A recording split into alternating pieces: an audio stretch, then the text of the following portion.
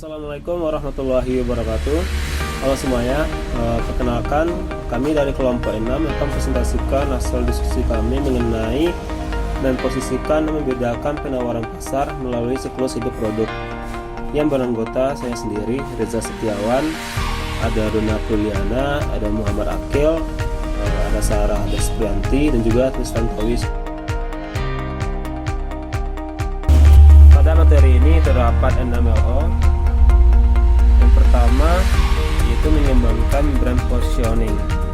Yang kedua, memilih rangka referensi kompetitif. Yang ketiga, cara agar merek sukses dalam melakukan diferensiasi. Yang keempat, brand mentas. Yang kelima, pendekatan alternatif untuk positioning. Dan yang terakhir, positioning and branding untuk bisnis kecil. Nah, yang pertama akan langsung dibacakan dan dijelaskan oleh teman kita. Mengembangkan brand positioning. Semua strategi pemasaran dibangun atas segmenting, targeting, and positioning. Sebuah perusahaan menemukan kebutuhan dan kelompok konsumen yang berbeda di pasar, menargetkan dan memasarkan dengan cara yang unggul, dan kemudian memposisikan penawarannya sehingga pasar sasaran mengenali penawaran dan citra khasnya. Memahami posisi dan proporsi nilai. Penentuan posisi adalah tindakan merancang penawaran dan citra perusahaan untuk menempati tempat yang berbeda di benak pasar sasaran. Tujuannya adalah untuk menempatkan merek di benak konsumen untuk memaksimalkan potensi keuntungan bagi perusahaan.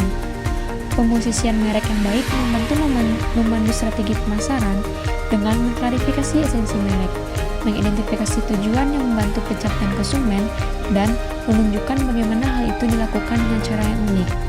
Setiap orang dalam organisasi harus memahami pemosisian merek dan menggunakannya sesuai konteks untuk membuat keputusan. Posisi yang baik memiliki satu kaki di masa sekarang dan satu kaki di masa depan. Mereka harus aspiratif sehingga merek memiliki ruang untuk tumbuh dan berkembang. Memposisikan berdasarkan keadaan pasar saat ini tidak cukup memandang ke depan, tetapi pada saat yang sama, penentuan posisi tidak dapat dihilangkan dari kenyataan sehingga pada dasarnya tidak diperoleh. Trik sebenarnya adalah untuk mencapai keseimbangannya yang tepat antara apa merek itu dan apa yang seharusnya. Salah satu hasil dari positioning adalah keberhasilan penciptaan yang berfokus pada pelanggan proposisi nilai. Alasan kuat mengapa target pasar harus membeli produk atau layanan. Proposisi nilai menangkap cara manfaat utama produk atau layanan memberikan nilai kepada pelanggan dengan memuaskan kebutuhan mereka.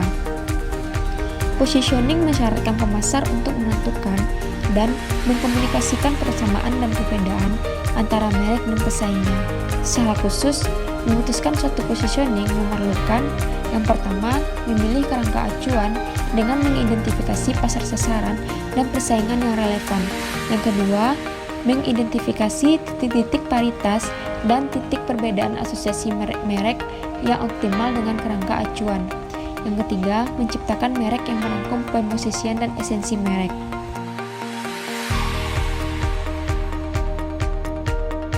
Kerangka acuan kompetitif, yaitu menentukan merek lain yang bersaing dengan merek dan mana yang harus menjadi fokus analisis persaingan. Keputusan tentang kerangka acuan kompetitif terkait erat dengan keputusan pasar sasaran. Memutuskan untuk menargetkan jenis konsumen tertentu dapat menentukan sifat persaingan, karena perusahaan tertentu telah memutuskan untuk menargetkan segmen itu di masa lalu, atau karena konsumen di segmen itu mungkin sudah melihat ke produk tertentu atau merek dalam keputusan mengidentifikasi pesaing. Titik awal yang baik dalam menentukan kerangka acuan kompetitif untuk pemosisian merek adalah keanggotaan kategori, yaitu produk atau sekumpulan produk yang bersaing dengan merek dan berfungsi sebagai penggantinya. Rentang pesaing aktual dan potensial perusahaan bagaimanapun bisa jauh lebih luas daripada yang terlihat. Untuk memasuki pasar baru, sebuah merek dengan niat berkembang mungkin membutuhkan kerangka persaingan yang lebih luas atau bahkan mungkin lebih aspiratif. Dan itu mungkin lebih dirugikan oleh pesaing yang muncul atau teknologi baru daripada oleh persaingan baik dari sudut pandang industri maupun pasar. Yang pertama, sebuah industri adalah sekelompok perusahaan yang menawarkan produk atau kelas produk yang merupakan substitusi dekat satu sama lain. Pemasar mengklasifikasikan industri menurut beberapa faktor berbeda, seperti jumlah penjual, tingkat diferensiasi produk, ada atau tidak adanya hambatan masuk, mobilitas dan keluar, struktur biaya, tingkat integrasi vertikal, dan menggunakan pendekatan pasar. Yaitu kami mendefinisikan pesaing sebagai perusahaan yang memenuhi kebutuhan pelanggan yang sama. Pemasar harus mengatasi miopia pemasaran dan berhenti mendefinisikan persaingan dalam kategori tradisional dan istilah industri. Miopia pemasaran menunjukkan bahwa bisnis akan berkinerja lebih baik pada akhirnya jika mereka berkonsentrasi pada penjualan produk daripada memilih kerangka acuan kompetitif, yaitu menganalisis pesaing. Perusahaan perlu mengumpulkan informasi tentang kekuatan dan kelemahan masing-masing pesaing yang nyata dan yang dipersepsikan, seperti contoh di slide berikutnya.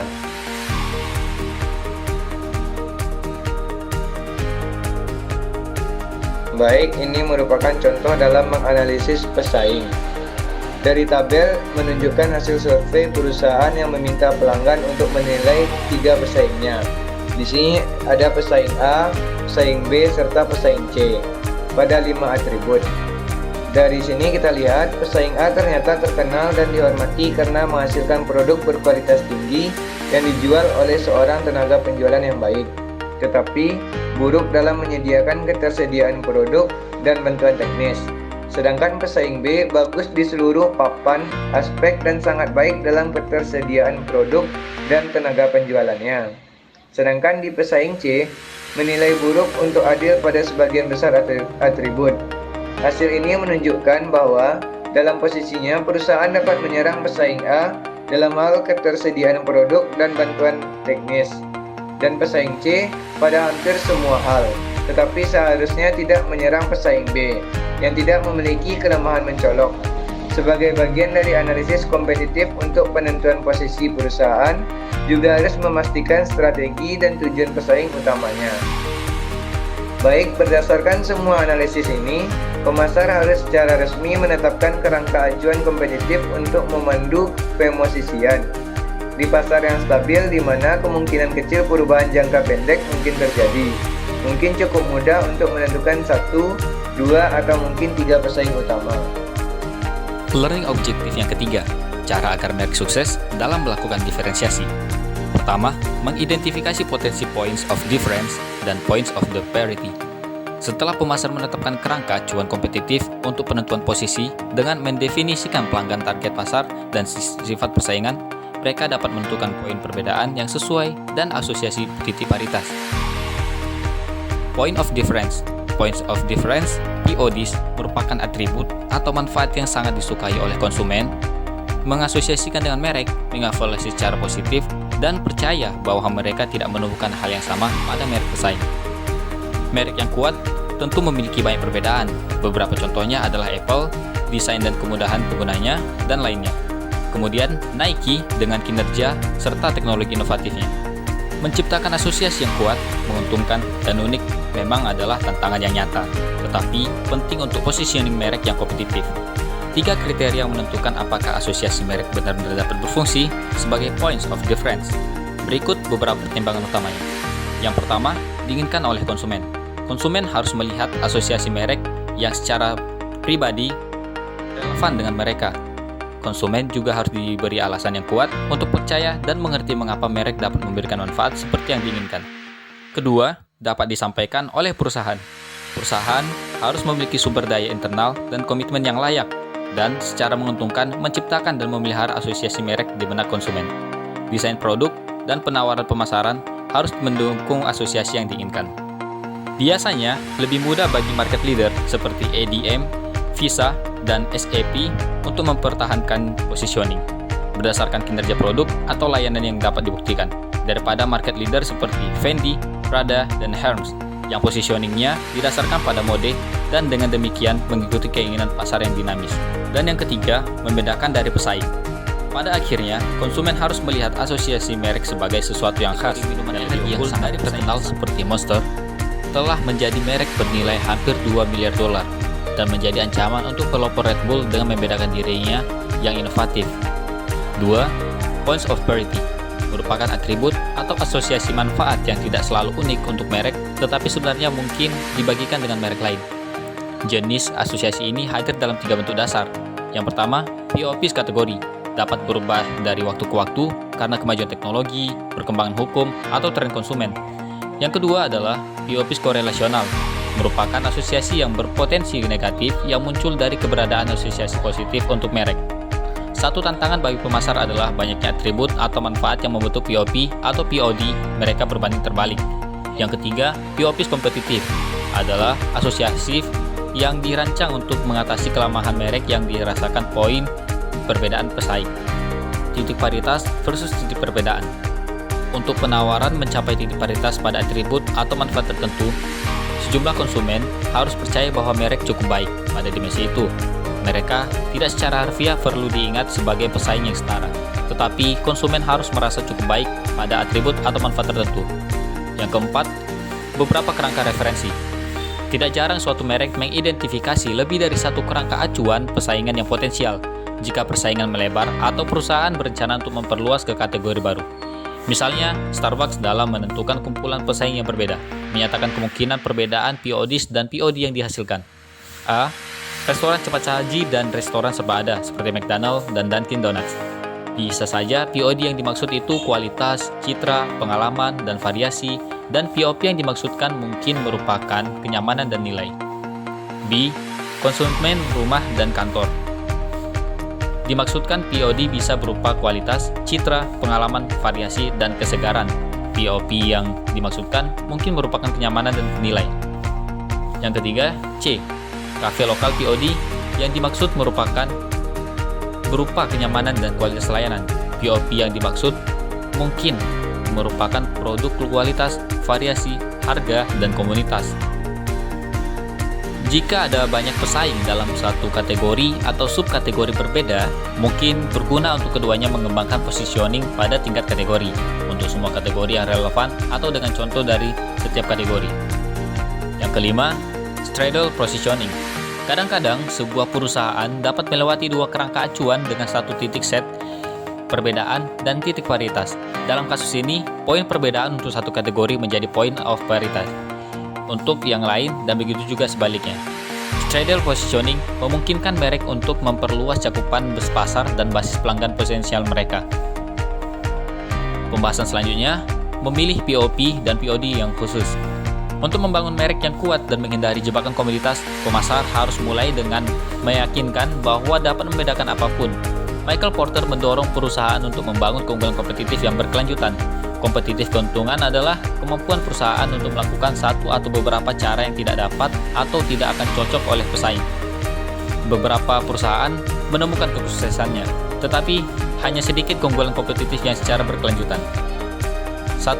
Saran diferensiasi. Setiap produk atau layanan manfaat yang cukup diinginkan dapat disampaikan dan dapat membedakan berfungsi sebagai titik perbedaan untuk sebuah merek. Yang paling menarik adalah cara diferensiasi bagi konsumen adalah manfaat yang terkait dengan kinerja. Seringkali brand positioning melampaui pertimbangan kinerjanya. Perusahaan dapat membuat gambar yang menarik bagi kebutuhan sosial dan psikologis konsumen. Untuk mengidentifikasi kemungkinan cara diferensiasi, pemasar harus menyesuaikan keinginan konsumen untuk mendapat keuntungan mereka. Maka, dibutuhkan kemampuan perusahaan untuk menyampaikannya.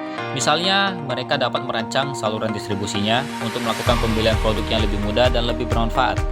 Kedua, peta perseptual. Untuk memilih manfaat khusus sebagai POP dan POD untuk posisi barang, peta perseptual akan bermanfaat. Peta persepsi adalah representasi visual dari persepsi dan preferensi konsumen yang menyediakan gambar kuantitatif dari setiap situasi pasar dan cara konsumen memandang produk, layanan, dan merek yang berbeda dari berbagai dimensi. Ketiga, emotional branding harus berisi poin perbedaan dan poin paritas yang menarik untuk kepala dan hati konsumen. Merek yang kuat seringkali berupaya memanfaatkan keunggulan kinerja mereka untuk mencapai ikatan emosional dengan pelanggan. Pembahasan selanjutnya, brand mantra. Brand mantra adalah artikulasi 3-5 kata dari merek dan terkait erat dengan konsep pencitraan merek lainnya. Tujuannya adalah untuk memastikan bahwa semua karyawan dalam organisasi dan semua mitra pemasaran eksternal mengerti apa merek yang paling mendasar untuk diwakili oleh konsumen sehingga merek dapat menyesuaikan tindakan mereka. 1. Peran mantra. Brand mantra adalah perangkat yang ampuh. Mereka memberikan panduan tentang produk apa yang memperkenalkan merek, kampanye iklan yang apa yang harus dijalankan, di mana, serta bagaimana melakukan penjualan mereknya. Kedua, merancang mantra merek. Tidak seperti slogan merek yang dimasukkan untuk dilibatkan, merek mantra dirancang dengan tujuan internal dalam pikiran. Meskipun mantra internal Nike adalah performa atletik yang autentik, mantra eksternal slogannya adalah Just Do It. Berikut adalah 3 kriteria kunci untuk mantra merek. Yang pertama, berkomunikasi. Mantra merek yang baik harus menjelaskan keunikan merek tersebut. Yang kedua, sederhanakan. Mantra merek yang efektif harus mudah diingat. Untuk itu, harus pendek, tajam, dan berarti jelas. Yang ketiga adalah menginspirasi. Idealnya, mantra merek juga harus memperlihatkan serta memperhatikan landasan yang secara pribadi, bermakna, dan relevan pada karyawan sebanyak mungkin. Untuk merek yang mengantisipasi pertumbuhan yang cepat, akan sangat membantu jika menentukan produk atau ruang manfaat di mana merek tersebut ingin bersaing.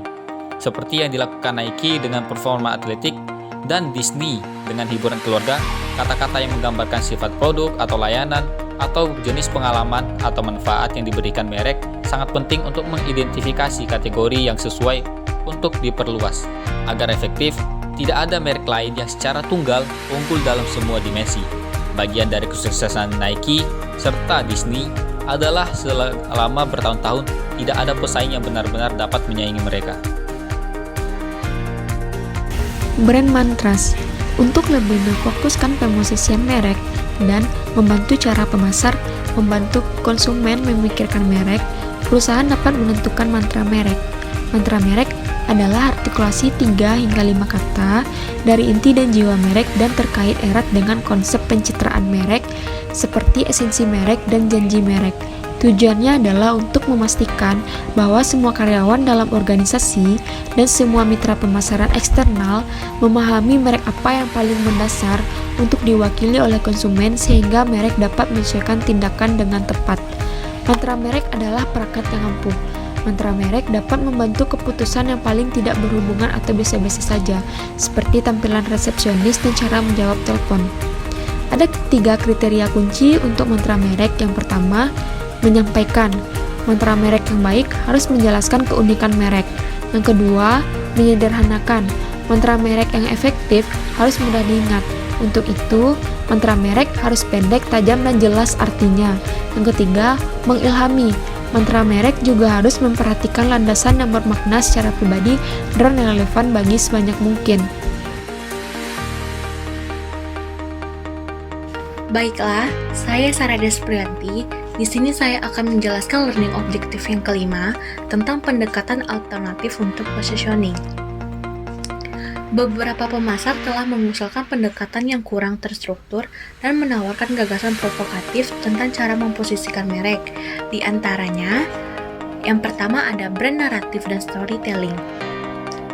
Beberapa pakar pemasaran mendeskripsikan pemosisian merek sebagai menceritakan sebuah narasi atau cerita.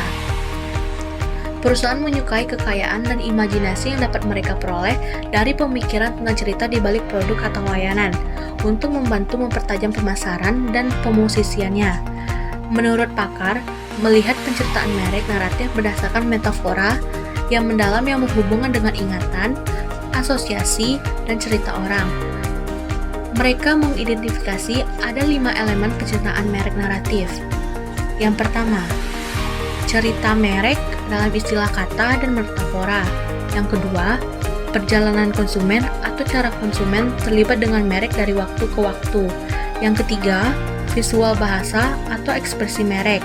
Yang keempat, cara naratif diekspresikan secara pengalaman atau merek melibatkan panca indera. Yang kelima, peran merek dalam kehidupan konsumen. Berdasarkan sastra konvensi dan pengalaman merek juga menawarkan kerangka kerja berikut untuk cerita merek. Yang pertama ada pengaturan, seperti waktu, tempat, dan konteks. Yang kedua ada pemeran, seperti merek sebagai karakter, termasuk perannya dalam kehidupan khalayak, hubungan dan tanggung jawabnya, serta sejarah atau mitos penciptaannya. Yang ketiga, ada busu naratif. Seperti cara logika naratif terungkap dari waktu ke waktu, termasuk tindakan, pengalaman yang diinginkan, peristiwa yang menentukan, dan momen pencerahan. Yang keempat, ada bahasa. Seperti suara otentik, metafora, simbol, tema, dan motif utama. Yang kedua ada cultural branding. Douglas Holt percaya bahwa bagi perusahaan untuk membangun merek kepemimpinan yang ikonik, mereka harus mengumpulkan pengetahuan budaya, menyusun strategi sesuai dengan prinsip merek budaya, dan memperkerjakan serta melatih pakar budaya. Craig Thompson memandang merek sebagai template sosial kultural, mengutip penelitian yang menyelidiki merek sebagai sumber daya budaya. Para ahli melihat konsumen secara aktif menciptakan makna dan pemosisian merek, bahkan menyebut ini sebagai wikifikasi merek.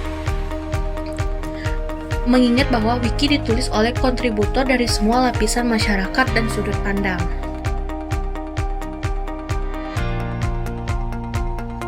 Selanjutnya, learning objektif yang keenam tentang positioning and branding untuk bisnis kecil. Ada beberapa pedoman pencitraan merek khusus untuk bisnis kecil. Yang pertama, temukan keunggulan kinerja produk atau layanan yang menarik.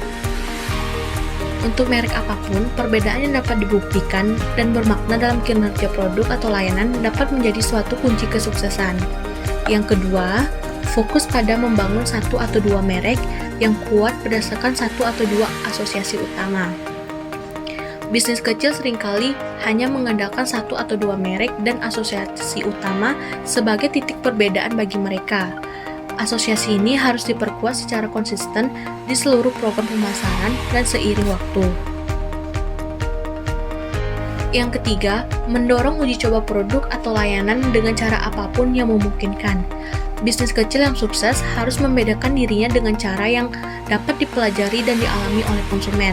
Salah satunya adalah dengan mendorong uji coba melalui pengambilan sampel, demonstrasi, atau cara apapun untuk melibatkan konsumen dengan merek tersebut.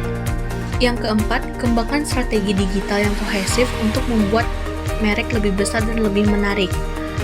Satu keuntungan dari internet adalah memungkinkan perusahaan kecil memiliki profil yang lebih besar daripada yang seharusnya. Urban Apartment, perusahaan investasi dan manajemen properti dari Royal Oak, Michigan, memiliki keuntungan virtual yang jauh melebihi cangkupan dunia nyata. Perusahaan ini membanggakan blog yang ditulis penduduk yang menggambar-gambarkan tujuan favorit Royal Oak, situs jaring sosial lobby Urban miliknya sendiri untuk penyewa, dan profil aktif YouTube, Facebook, dan Twitter. Yang kelima, ciptakan buzz dan komunitas merek yang setia. Bisnis kecil seringkali harus mengandalkan promosi dari mulut ke mulut untuk menetapkan posisi mereka, tapi mereka dapat menemukan hubungan masyarakat, jaringan sosial, dan promosi dan sponsor berbiaya rendah sebagai alternatif yang tidak mahal. Menciptakan komunitas merek yang dinamis di antara pelanggan saat ini dan calon pelanggan juga bisa menjadi cara yang hemat biaya untuk memperkuat loyalitas dan membantu menyebarkan berita atau prospek baru. Yang keenam, gunakan serangkaian elemen merek yang terintegrasi dengan baik. Secara taktis, penting bagi usaha kecil untuk memaksimalkan kontribusi semua jenis pendorong ekuitas merek. Secara khusus, merek harus mengembangkan satu set elemen merek yang khas dan terintegrasi dengan baik. Nama merek, logo, kemasan, yang meningkatkan kesadaran merek dan citra merek. Elemen merek harus diingat dan bermakna, dengan potensi kreatif sebanyak mungkin. Kemasan inovatif dapat menggantikan kampanye iklan dengan menarik perhatian saat membeli. Yang ketujuh, memanfaatkan asosiasi sekunder sebanyak mungkin. Asosiasi sekunder setiap orang, tempat, atau hal-hal dengan asosiasi yang berpotensi relevan seringkali merupakan cara pintas yang hemat biaya untuk membangun ekuitas merek, terutama yang membantu menandakan kualitas dan kredibilitas. Yang kedelapan, lakukan riset pemasaran berbiaya rendah secara kreatif. Berbagai metode riset pemasaran berbiaya rendah membantu bisnis kecil terhubung dengan pelanggan dan mempelajari pesaing. Salah satu caranya adalah dengan mengatur proyek kursus di perguruan tinggi atau universitas lokal untuk mengakses keahlian mahasiswa dan profesor. banyak pilihan online juga ada, tidak seperti merek besar yang seringkali memiliki banyak sumber daya yang mereka miliki. Bisnis kecil biasanya tidak memiliki kemewahan untuk membuat kesalahan dan harus merancang dan menerapkan program pemasaran dengan lebih hati-hati. Lalu kasus yang kita ambil mengenai materi ini adalah kasus eksistensi PT Global Jasa Express yang memasuki pasar yang kompetitif. Perusahaan penyedia jasa ini atau JNT dibangun tepatnya pada tanggal 20 Agustus 2015. Pada hari itu secara resmi PT Global Jasa Express didirikan sekaligus meresmikan kantor pusatnya di Pluit, Jakarta Utara. Permasalahannya itu adalah bagaimana strategi positioning JNT Express bersaing dengan kompetitor menjadi top of mind konsumen. Lalu kita masuk kepada analisa strategi JNT Express. Yang pertama, kita akan menganalisis kompetitornya. Di sini JNT Express berada pada urutan yang kedua terhadap Top Brand Index S2 tahun 2018 kategori jasa kurir. Yang pertama dicapai oleh JNE, lalu di bawah JNT Express ada TV, ada Pos Indonesia dan DHL. Lalu kita masuk ke POD dan POP yang dikembangkan oleh JNT Express. JNT Express diinginkan oleh konsumen karena mampu untuk memenuhi apa kebutuhan dari konsumen itu sendiri. Lalu JNT Express dapat mengkomunikasikan layanan mereka dengan baik. Lalu hal yang membedakan JNT Express dengan para pesaingnya adalah dengan menawarkan layanan yang tidak serupa dengan pesaing. Yang terakhir, JNT Express selalu mengikuti perkembangan tren dan teknologi. Yang ketiga yaitu brand dan trust. Nah, di sini brand trust yang terdapat pada JNT sendiri adalah Express Your Online Business. Nah, ini mengisyaratkan bahwa JNT Express sebagai jasa ekspedisi mampu memberikan yang terbaik dan memudahkan segala urusan konsumen.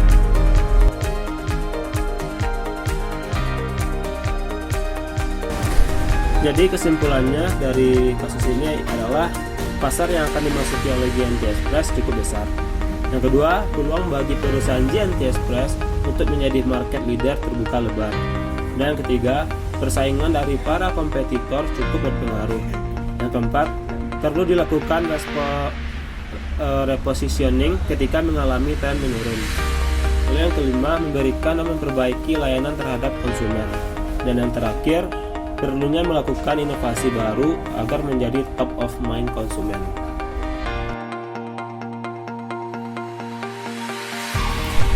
Mungkin itu saja dari materi yang dapat kami sampaikan. Jika ada yang kurang, kami mohon maaf. Mungkin itu saja. Wabillahi taufiq wal hidayah. Assalamualaikum warahmatullahi wabarakatuh.